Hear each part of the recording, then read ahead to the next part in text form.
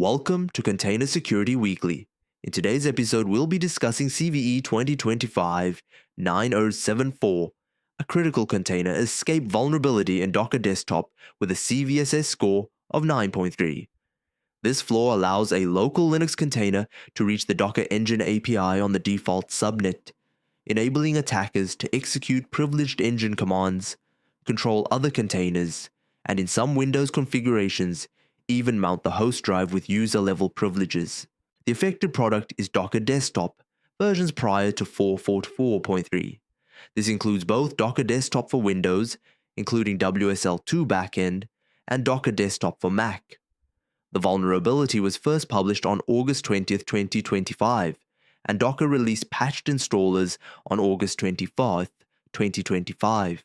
CVE 2025-9074 is categorized under CVE 668, exposure of resource to wrong sphere. In container security terms, it's a container escape or isolation bypass. An SSRF-like behavior within the host-to-container networking allows unauthorized access to the daemon API without proper authentication or TLS safeguards. By design, Docker Desktop exposes the engine API on the internal subnet at 192.168.65.722.3 CVE 2025-9074 abuses that exposure even when enhanced container isolation ECI is enabled, or when the expose daemon on TCP authorized localhost 8.23.75 without TLS option is disabled.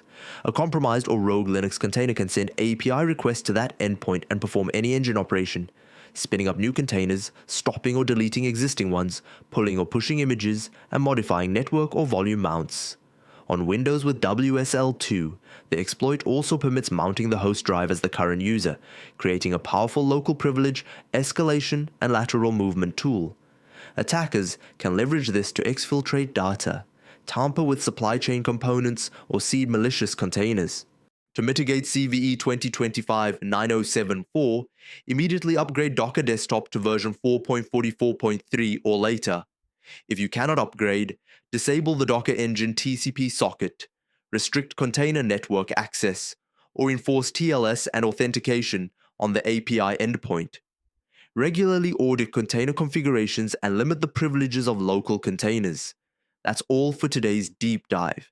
Stay safe, stay updated, and tune in next week for more container security insights.